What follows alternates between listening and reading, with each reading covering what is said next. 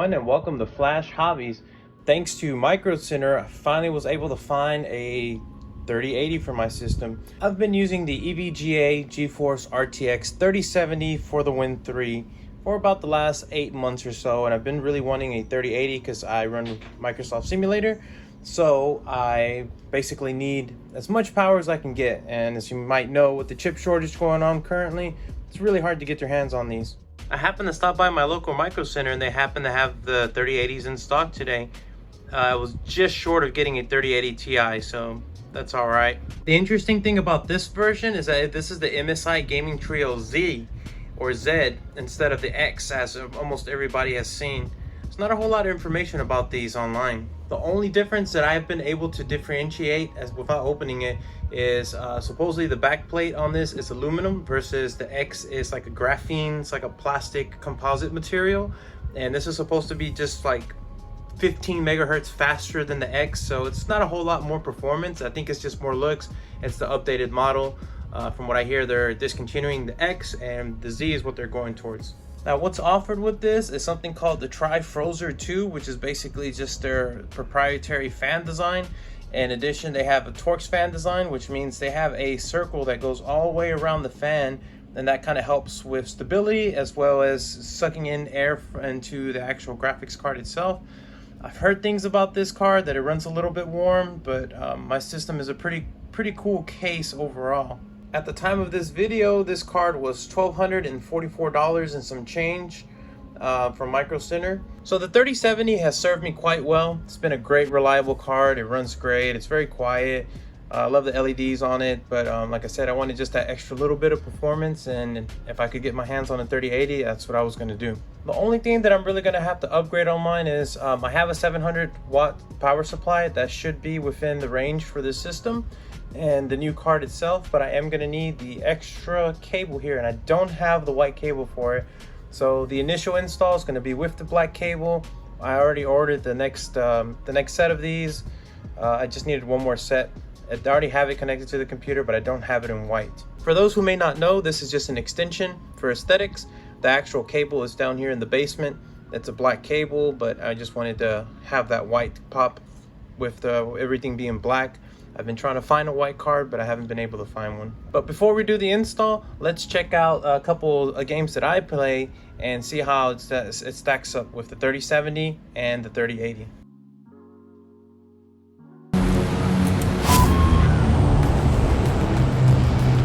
I suggest pulling your chute before you hit the ground. Using your chute map, show the location of nearby enemies. Now hunt them down. Target down! Well done. Yep.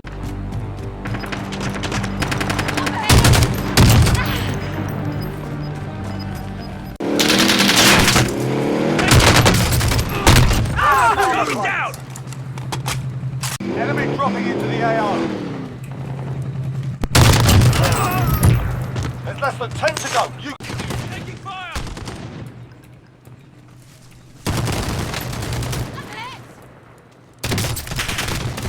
Reloading! Gas is closing in. Fire! Air France 5, 74 altimeter tree. Here to dead.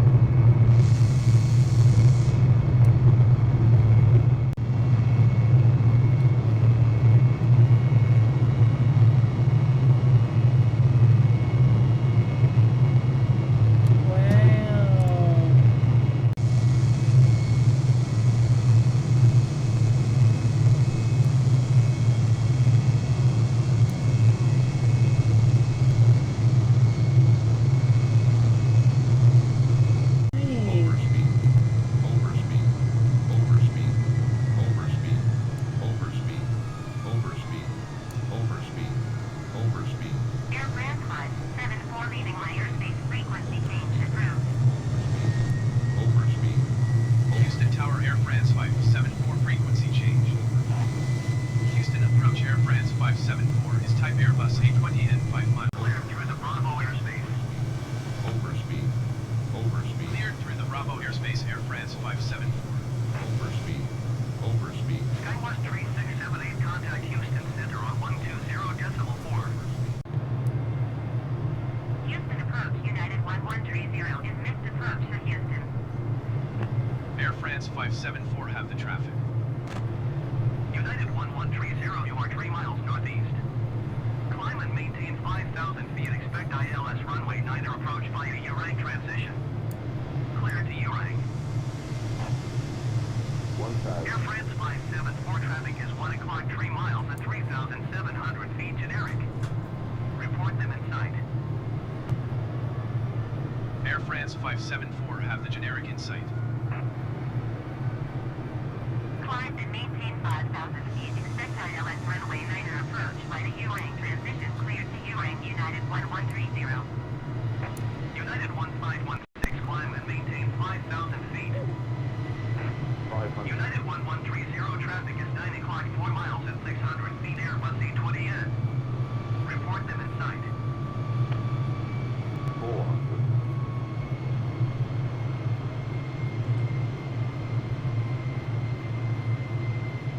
United 1130, traffic in sight. United 1130, traffic is 9 o'clock 4 miles at 4,100 feet generic. Report them in sight.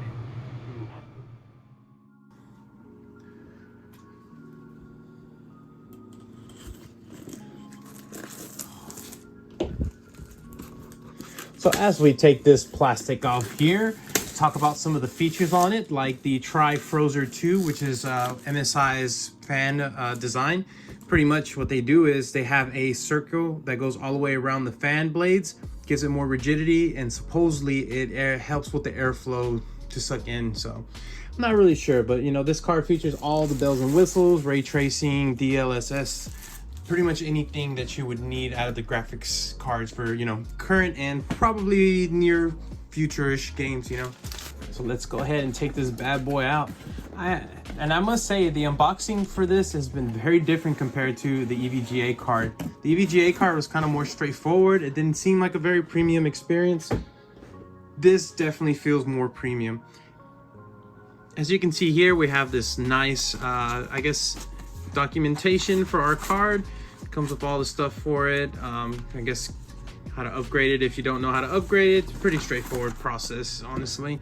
I'll go ahead and take this foam off here, and there she is. So I was told that this was going to come with a plate because the card is that heavy, and judging by just picking it up right now, I definitely believe it. This card weighs in at 3 pounds 8 ounces, give or take. It's a pretty hefty card, I must say. All right, and there she is. Let's take her out of the plastic anti-static bag.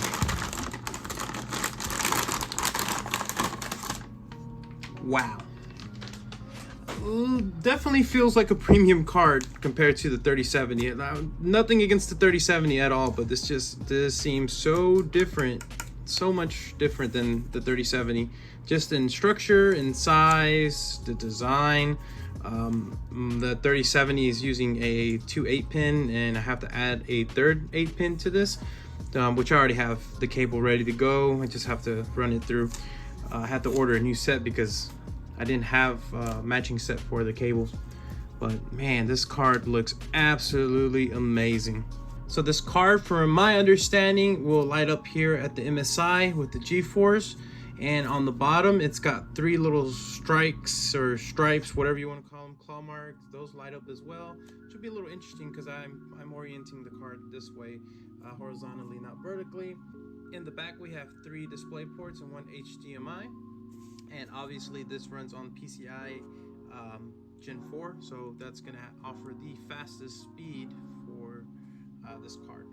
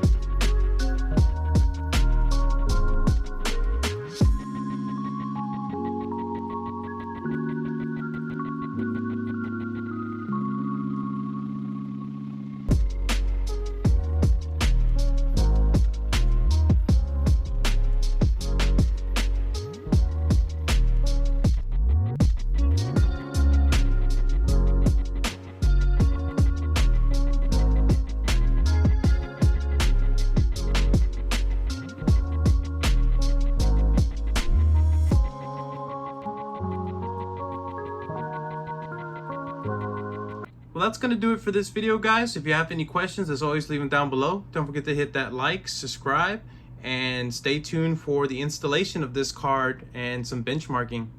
Thanks for watching Flash Hobbies.